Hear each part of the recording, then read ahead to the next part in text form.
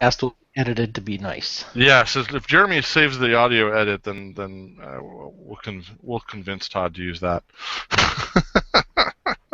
Yeah, but that's not mine. So, Anyway, shall we bring some beer. consider our Tennessee topic to be finished? Yes, but remember I when think. we left off, Keith was going to demonstrate the beer gargle. So, Well, we yeah, need to let's start do the that. new beer for that. all right. Let's do it. My question was going to be how they would monitor whether or not kids are taking sips and spitting out or taking actual drinks. I don't see how that's going to work. But Well, you each have your own spit bucket, and your spit bucket must weigh as much as your beer when you're done. oh my god, It's by weight. Spit Kids- by weight. kids, just go off to your dorms and your frats and your sororities and drink beer like you always have. They actually have a beer making class at Davis that I'm hoping that my daughter takes. PNRShow does not condone underage drinking. That's all I need to add that. All right, so our second beer for the evening is also from Oregon. This though is from the Oakshire Brewing Company. Okay, Oakshire. Like where the hobbits live. Sure. But if you have Worcestershire, you don't say Worcestershire, you say Worcestershire. But okay, Oakshire. The Watershed IPA and India Pale Ale. Woohoo! 6.7% alcohol by volume. And the IBUs, folks, remember how the last one was a 20? Yeah, this one's a 70. Oh, so it's normal beer. Yeah. That's good beer. 6.7, 70 IBUs. This is going to be... This is going to be one of those ones where can I put my grade in now? No, you never know. Every once in a while. There's only a little bit of ice in this, folks. We got most of it thawed. Oh my god. It's going to be that good? Oh. Yeah, it's going to be that good. So the food pairings that Oakshire suggests while Rob is trying to recover just from the aroma is a grilled brisket, smoked pork shoulder, Indian food, Thai food, carrot or spice cake. Shake it out. Shake it. Creme Shake brulee. it out. You know, That's an awkward movement for you, Keith. I don't know what we're watching. I'm trying to shake the rest of the beer slush out. Yeah, First of course you are. Strapping in, now he's shaking, and I'm not sure what's going on in New York. and then soon there's I'm going to be gargling. some gargling. Yeah. And Yeah, It's the trifecta. sounding like 50 Shades of Keith. Oh. where's the show title? Anybody else go to that movie for a Valentine's present to their wives? Oh, hell no. This guy did. My wife You hasn't did? noticed I This received guy it. did. Oh my god. We could talk about 50 Shades of Grey. No, let's not. Rob's Let's just blushing. forget- Look at that. I just No. want to forget that you even said that. I'm trying to deflect the topic into anything but drinking this beer. And 50 Shades of Grey is better than drinking this beer? Yes, I will go on I record can't. saying that. Oh, it smells so good. All right, so here we I go. keep- folks. Big old citrus right. nose. Big old fruit nose. Woo! Gross. Oh, Sancta Maria.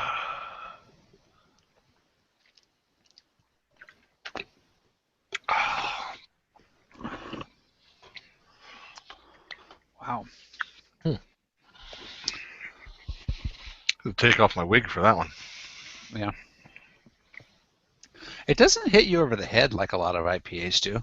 Well, at least it doesn't hit me over the head. Might hit Rob over the head. A lot of pine in this one to me. Mm-hmm. It's interesting because the nose was very heavily citrus, but I agree with you that the beer itself is very heavy on the pine.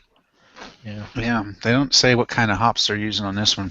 Yeah, they just see what Northwest. Northwest. But the something, region's best hop, so who knows. So Anyway, this- I'll go first on this one because I like it. The color is almost the same as the Double D. Not quite as thick a head when I poured it. Yeah. Mine's a little more cloudy though. Yeah, I got a I don't little. know if it's because mine's near the freezing temperature. That's called. That's an ice flow, Keith. Yeah, special. Possible. Possible. Yeah, and a nice citrus nose. Lots of pine flavor in it. Pretty well balanced, and overall a nice example of a Northwest IPA. I'd probably lean toward probably lean toward a 7 on this, just because I've had so many IPAs that I think are better than this. But this is not a bad beer by any means. But I'm going to go on a 7 on it. 7's respectable. Mm-hmm. This is good. I do agree. The pine comes through. The nose was really all like kind of what you expect in those citrusy hops, but it's got a nice body and mouthfeel to it. I'm getting a little bit of malty coming through there on the backside, so it's good. It's hard to say because I've had so many IPAs whether this would fall into the 7 or the 8 range. It's definitely not a 9 or a 10.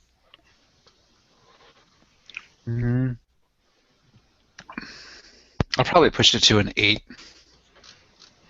Just for fun. Just because I know Rob's going to rate it a 1.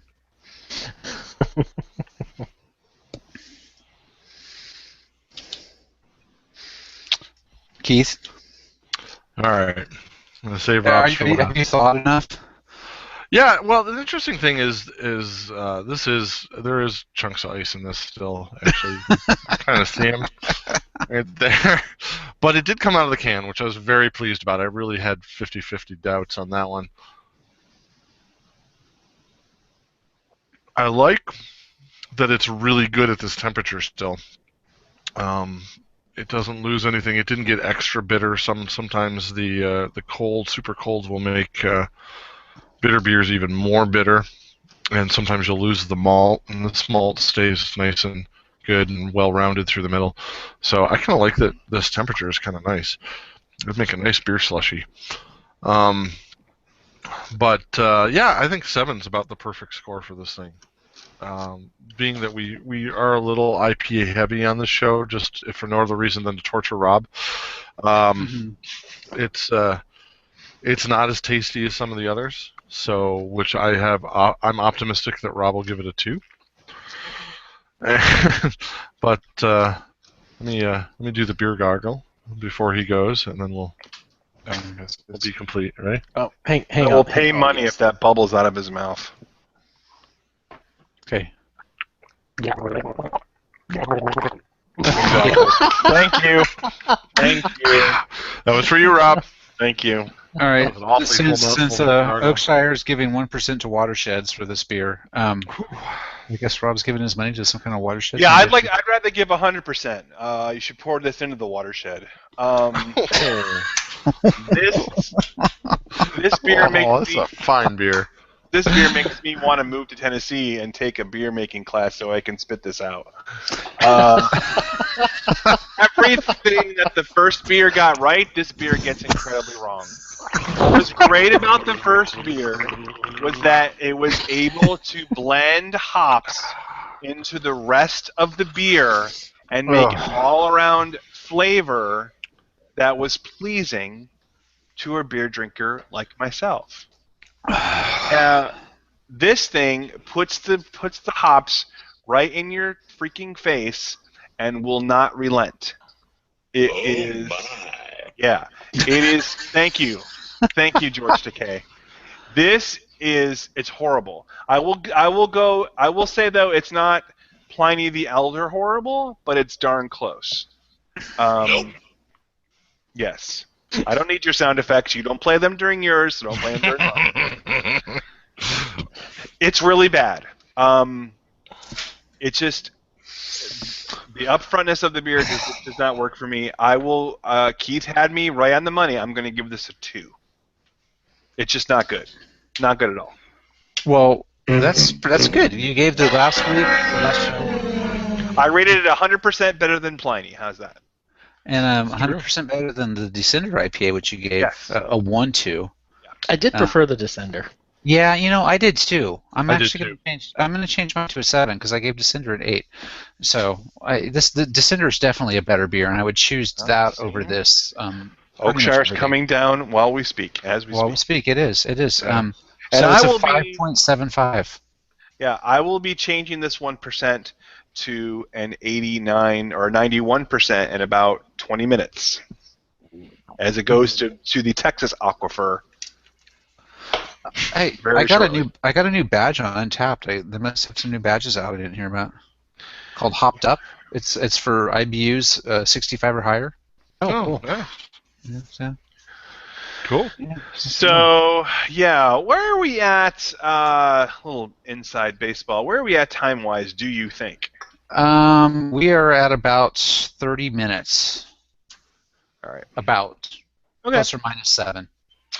So while we I can tell you this, that in 30 minutes is our hard out on Alpha Geek, so in 30 gotta minutes, get, perfect. we got to get out of here for So Right on time. gotcha. Closet Geek While Show. thank you. While we started to debate the finer points of net neutrality as we rejoined the show, we will not be going back to that. Instead, talking about another way in which technology is infiltrating into our lives. The good folks over at Samsung. Now, there was an article a few weeks ago about Samsung smart TVs. Smart TVs that came out in the last year or so that have a voice-activated service on it. You know, you can change the channel, volume, settings, bring up the menu, things like that, just like the Xbox One can do. There was a news report that came out that said that actually Samsung can turn on this microphone anytime it wants, or if it's ever off, and basically listen to whatever's happening in your home or around that television. Well, Jeremy brings us another story regarding the folks over at Samsung and their smart TVs that kind of works its way into your life, but in a slightly different way. Gary, what is Samsung's smart TVs doing now? So now what they're doing is inserting ads into your content. So a lot of people use a program called Plex, which is a home media server application where you have videos of your family or that kind of stuff on your server, and you want to watch it on your TV. So you have a Roku app or something where you pull that up, and they are inserting ads into that content. So ads, yeah. So Into they're your basically home movies. they're basically hijacking your television, no matter what you're watching, and showing you ads, and there's nothing you can do to stop it. So they were actually doing Pepsi ads, which is interesting. So yeah, here you are reliving, the birth of your children, or your favorite hangover moment when you were hungover, not the movie, and all of a sudden this new Pepsi ad pops up into it. Pretty cool.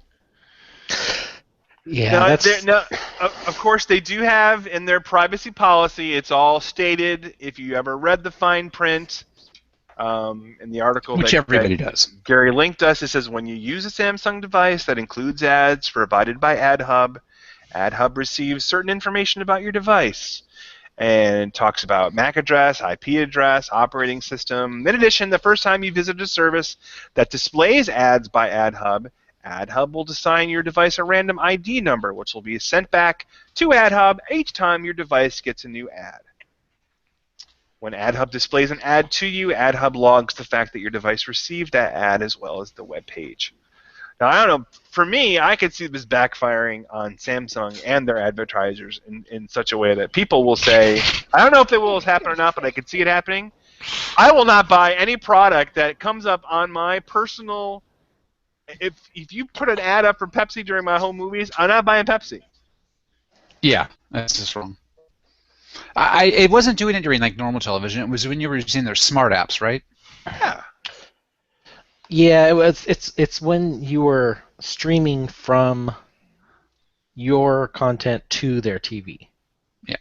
So inserting ads into user-generated content. Yeah, it's so. No, here's the so great, wrong. Here's the great thing. If you keep reading the article, Samsung next states their right to impose these terms on you. But the last part of the policy supplement, this is the best, states that, quote, you can opt out of receiving targeted advertising from AdHub. So if you stop the sentence right there, it's like, oh, great, I can opt out of it. I can turn that off.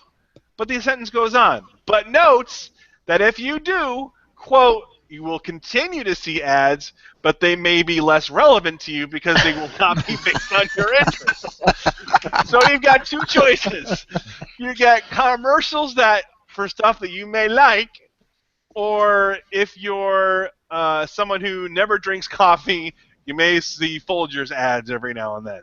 Your choice. Oh, I can't wait to see the IPA ads they serve up to Rob. I would actually be okay with this if the price of the TV dropped to like $200 because of it. Yeah, like Amazon does. They subsidize things with ads. I mean, you're going to give me ads on my device. Don't charge me, a premium product price, which Samsung generally is. I mean, I can get the same TV from Vizio or LG for, sometimes as much as half of what Samsung charges for the same thing. So, why pay a premium price and get the shit kicked out of you? But let's be honest, on the other side of the equation, to play the devil's advocate for the evil corporations, they're looking for a way somehow to get their advertising to you. Because, let's face it, with a lot, the mass majority of Americans out there either not watching regular television or using a digital video recording device, a DVR or a TiVo, they're not watching commercials. They're watching their content basically commercial free. So these companies are trying to find some way for you to see their ads. And this is just the next logical step in their mind. The next logical step of aggressively forcing you to look at their ads whether or not you want to, which is just the wrong way to sell anything. Very true. The article that Jeremy provided, Jeremy provided. Yeah, that we provided.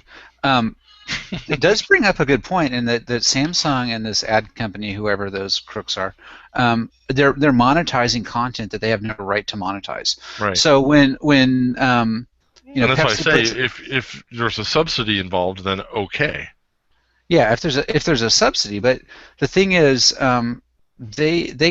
it's I don't know. It's wrong in so many ways that I can't even begin to explain why this is so bad. Johnny's Bar Mitzvah now provided to you by Tufactin Tenactin.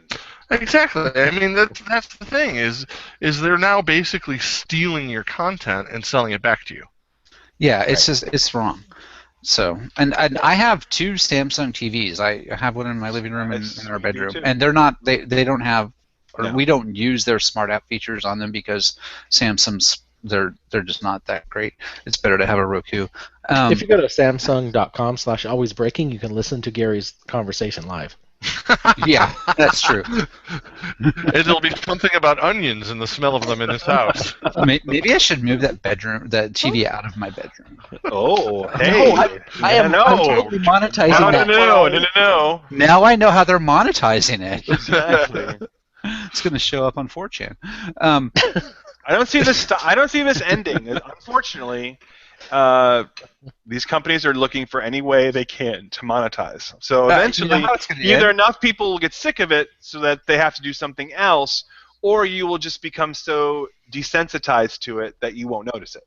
If I found this out and I had a TV that was doing this to me, and mine doesn't because mine are older than the models that are doing this, I would return it. And I would get rid of it. I would not use that television. That's how Samsung's going to get pressure. Is that people will not. This is a feature that people will stand up and say, we're not going to put up with this crap. This is ridiculous. Yeah, the interesting thing is you go back to the part where they found out the TVs were always listening, and I'm actually okay with that. To be honest, if it's a convenience for usage. That it's going to listen to the room and listen for a keyword to turn on, to change the channel, to turn the volume up. That makes sense to me. I'm okay with but it's still a little creepy. But to listen in and then put ads in, and use that information to put ads in places where ads weren't supposed to be. No, it's doing more than that. It's picking up the metadata from like your Plex library. Yeah, I know. I understand. So there's a huge privacy issue there.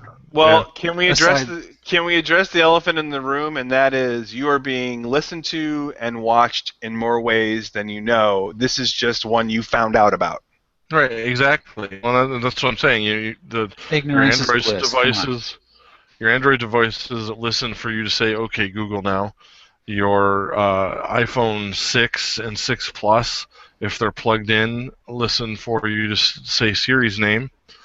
And they're always listening when they're in those states. They're always listening because that's the way they listen for that keyword.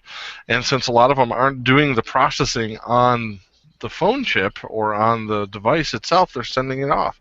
Amazon's marketing the the Alexa product to you, their new thing that sits in a corner and you can talk to it and it'll ask it questions and stuff. Well, yeah, guess what? That thing's always listening too.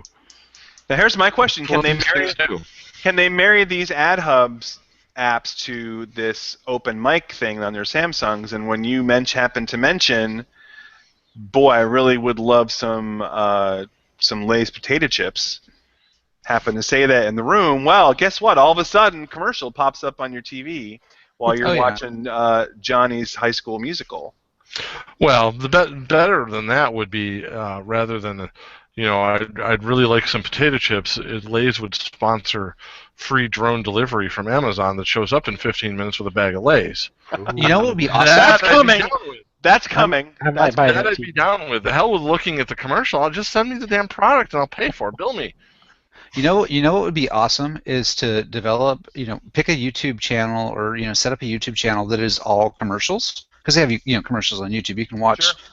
And have I love watching old commercials, by the way. Yeah, have a Samsung TV on one side of the room and a Sony TV on the other side of the room. Not that Sony's doing it. Have them talk to each other. And have them both playing at the same time, so they're listening to each other and start serving each other ads. That's funny. Oh, the hell awesome. that would be created. Oh my God, awesome. I want to do that experiment now. I would love that, because eventually they'll start learning from each other, and eventually the Sony TV will start yelling at the Samsung TV for cutting the onions wrong. Taking out the entire house. What did you do to these onions? It would be like that dueling banjos thing, but with ad insertion. That's awesome. Oh my God, the living hell that would be in that sound room after a while, especially if they started doing AI. That's awesome. I'm sure we'll hear more from various devices and how they're infiltrating in your lives. It's kind of like going to different restaurants, or especially going to restaurants in New York City. You don't want to know what's happening back there. You don't want to know how they're preparing your food or where they're storing your food. You just don't want to know, because the reality is too frightening. Yeah, totally. So, all right. Last part of the show this evening is our half pint segments, our picks for the week, and here comes that bumper music. I actually just played it over you. In typical PNR fashion. Yes. All right, Jeremy, you got a pick. All right. In our pick segments for the week, each of us picks a short little topic, a TV show, a movie, an app, a song, a service that's provided, and we tell you about it. It's something you should go check out for the week. And we're going to start with Jeremy this week. We have a couple of apps we're going to be talking about tonight. He's got the first one, a little puzzler called Duet. So Duet is a game that it's difficult to describe. There's two little dots, and they spin around in a circle when you touch the screen. If you touch one side, they spin one way. If you touch the other side, they spin the opposite way. And there are obstacles falling from the top of the screen. The object is to not touch the obstacles. With either dot. With either dot. Yeah. The best way to explain it is just go play it. It's kind of like Boom Boom Rocket meets Operation. Okay. Okay. Also has paint splatters. It's kind of like the opposite of Pong, but with two balls instead of one. That's a good. Yeah, but you don't want to hit. You don't want to hit anything. Yeah, the opposite of Pong. You don't hit. You want to miss. Right. Right. And a nice little Rorschach tests if you keep hitting things. Well, the thing that gets me with this game is it for a 2D, basically top-down scroller type of game, it has wonderful 3D effects in the background that trip you out. That totally trip you out. In fact, I end up focusing so much on those, I completely miss what's going on in the game and I crash. Have you played it with headphones? No, I haven't put headphones in yet because I'm frightened to do so. It is so much it's better. Stereo. It goes in stereo. I figure so much better. I figure at that point I'm going to go into that old movie where they started recording your thoughts and people just started staring off into space as they slowly died. That's basically what Duet's going to do to me. It's incredibly frustrating and addictive at the same time. Yeah, they did a great job in making you want to keep going until you beat the level. I'll give you this compliment. It's just hard enough that you keep going. So basically, it's a perfect Jeremy pick. It is. It infects us until we hate it. It's a great toilet game. No, I play it too long for that. I've changed my opinion of it, and it's not a game. It's an art program. You're trying to make as many splatters as you can. Yeah. It's an art program. It's what's that guy's name that did the Dexter. splatter painting? Well, yeah, Dexter. No, I wasn't thinking of Dexter, although that does remind me of Dexter. You're thinking of oh crap, the artist. the guy who shoot Ed Harris played him. Yeah, that one. Okay, I'll think of it. Yes, that dude. The paint splatter guy. Yeah, that guy. It's basically his game. Okay, so Jackson Pollock. Pollock, that's it. Yeah. Jackson Of course, Pollock, I knew that. right. So give Duet a try, Gary. I'm changing mine. Oh. Wow. On the spot. I'll go to mine then while he's changing. No. I can do it. Ready. Oh, I'm ready. You're just going to surprise us. I just realized that nobody's picked as a pick if this then that as a service. Yes. So I'm going to switch my pick and do if this then that because I can use the other one later. Or Jeremy picked it last week. Yeah. Oh, you did? I didn't listen. Sorry. Okay, then I'll do mine. Okay, I'm not switching.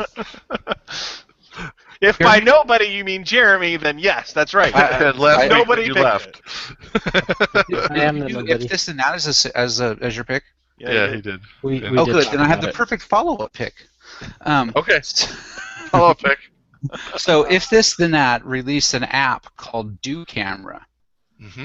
And it is a camera app that you can build in the same types of recipes into. So you can, post a picture to Flickr or Instagram or all these other places and have it do other things for you. So it's pretty cool. I've only set up a couple of recipes and I haven't experimented with it that much, but it actually makes it much easier to do things. Like if you want to email a photo to yourself, which I do for work, like expense report receipt. I email myself photos all the time, right? It just is an easier way of doing it. It's much faster to do it via this application than it is. So it's the if this then that service, but for kind of a camera app on your phone, so that you can just streamline your ability to post photos or use the photos and things that are on your phone. So it's pretty cool. I don't know when it came out. This week, maybe last week. It's pretty new. Last week. We talked about Do last week, but I don't think Do Camera was out yet, or at least we didn't talk about it. We talked about two of the Do apps. The Do apps and IFTTT were my pick last week. Yeah. Okay. But we did not talk about Do Camera. Yeah. Do Camera is my pick. It was I don't know if it was one of the apps of the week or whatever, but I found it and started playing with it a little bit this just in the last couple of days. And like I said, I haven't used it for a lot of things, but to me, the concept of what it's doing is really cool, and it can make life for people who, like me and Jeremy and Keith, post a lot of photos in different places at the same time. Can make your life a little bit easier, especially if you're posting from a smartphone. Yeah. So. I just want to say, if this then that needs to add Flipboard as a content provider, and then I would be and Google Plus. Yeah. Well, they'll post to Google Plus, but they don't take from Google Plus. Is that right? They post to Drive, but I haven't seen Google Plus as an actual thing. So. Anyway, that's mine. Okay, my pick. I don't know if you can see that. It's really bright. My pick is called Alto's Adventure, and it is an iOS app. I think it's also available on Android, and it is an endless runner game. If you've played Jungle Run, you know exactly what I'm talking Temple about. Run. Temple Run, yes. Well, there's a Jungle Run too. There was a sequel. There is a Jungle Run, yeah. So if you play Temple Run, that's the most commonly known one. This is a very similar one to it. It's a side-scrolling rather than top-down. And you are playing you're a safari. Yeah, you're a farmer in the Andes Mountains of South America, and all of a sudden your llamas get out, and you've got to go after them and get them.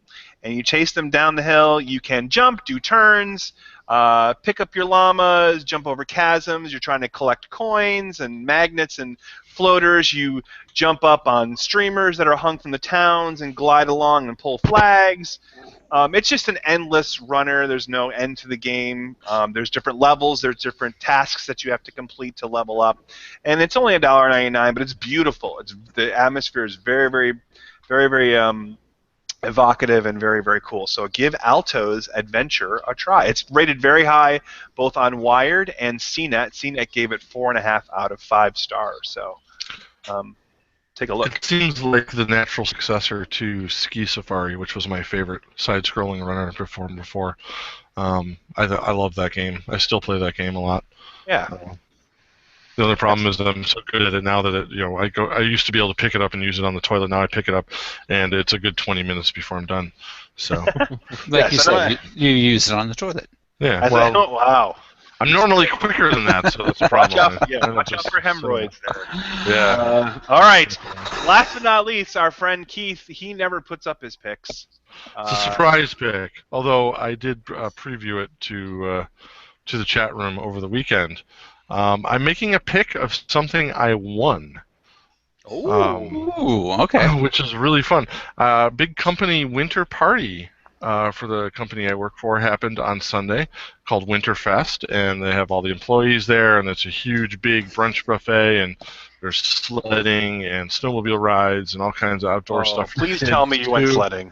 No, because you know what? Sledding was so hard there.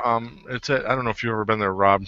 Familiar with the area a little bit, but it was at Midville Country Club, and they have a beautiful hill right outside the clubhouse that you can sled down. But there's so much snow. Yeah. And nobody groomed it. So even like my daughter, who's fairly light, you just pushed her down, and she went like halfway down the hill, and didn't go any farther. You're not so much sledding down the hill as tunneling through it. Yeah, and she got out to go back up, and she's waist deep in the snow, and that's just exhausting.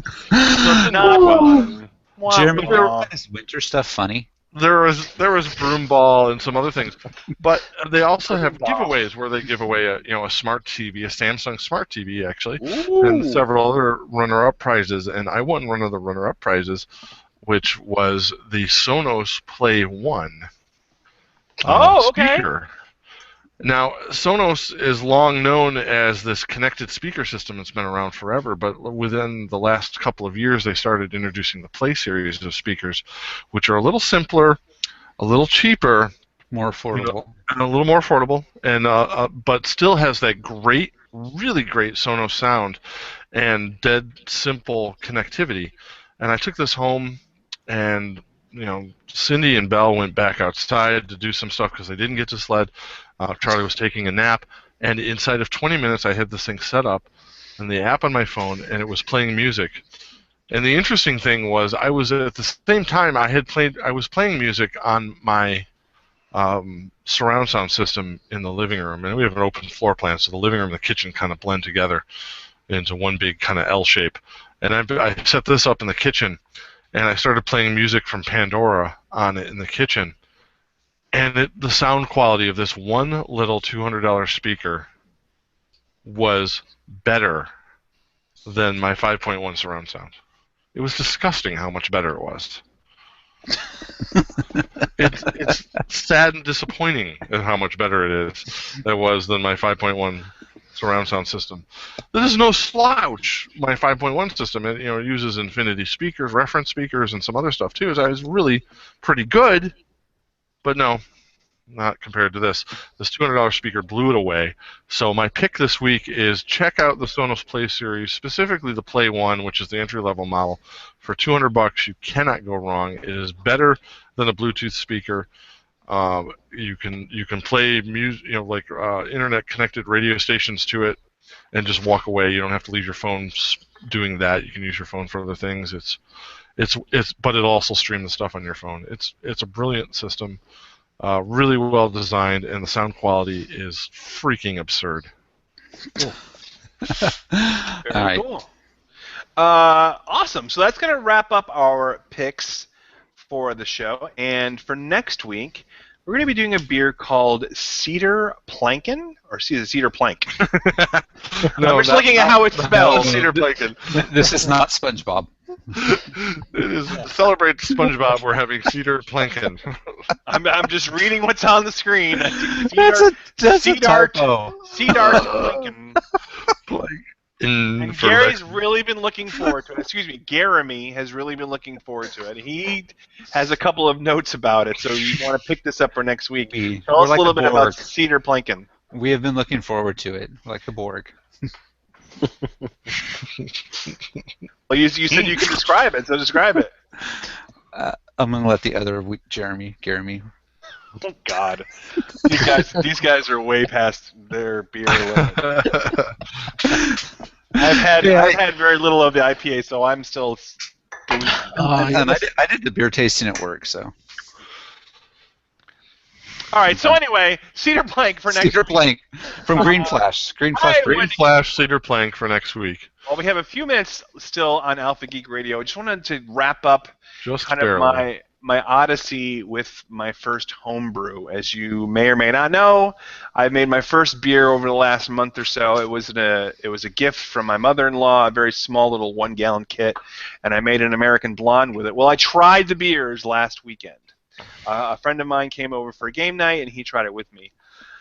It had a very, very strong honey taste to it. I've told some of you, I used the instructions called for honey to be used as the sugar in the last part of the process, rather than some kind of priming sugar. The priming sugar. Thank you. It asked for straight honey in a water mixture, and so it did have a very strong honey taste. But my friend said it was also very, very yeasty.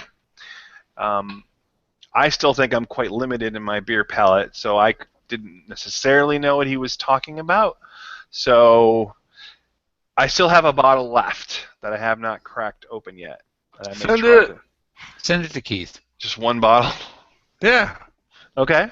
I'd love to try it. Absolutely would love to try it. Hopefully can survive the trip, as I had the other two blew out. Oh, yeah, that might be dangerous.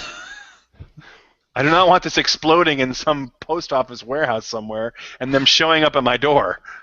UPS or FedEx, by the way. Yeah, maybe not. Maybe I'll try it with my brother-in-law. Just wrap it in a couple baggies. It'll be fine. Just put the wrong return address on it. There you go. That always works. And if they ask for your phone number, say 8675309. But on the bright side, the second verge into home brewing, the Newcastle that my brother-in-law and I have done 5.5 gallons has now been bottled and is waiting. That sounds good. That will be coming. That sounds promising. All right. Any closing thoughts for season 2, episode 9, gentlemen? 2 beer episodes are the best. Every episode should be a 2-beer episode. We sure want to thank the folks at Alpha Geek Radio and you guys listening on Channel 3. Keep listening. Tell your friends about us. Come visit us, PNRShow.com. Send us an email, PNRShow@gmail.com, and our Twitter address is what you can see below. Thanks to Keith, Jeremy, and Gary. And this is Rob signing off for the PNR Show, saying drink more beer. I'd rather have lager than rye. I'll take a strong stout over stride. I prefer to... Don't just drink that beer, spit it out! Spit it out! Spit it! If you're in Tennessee. I'll keep talking until the light goes off. Oh, wow, that's a long one. And we're still live. Hi, Google.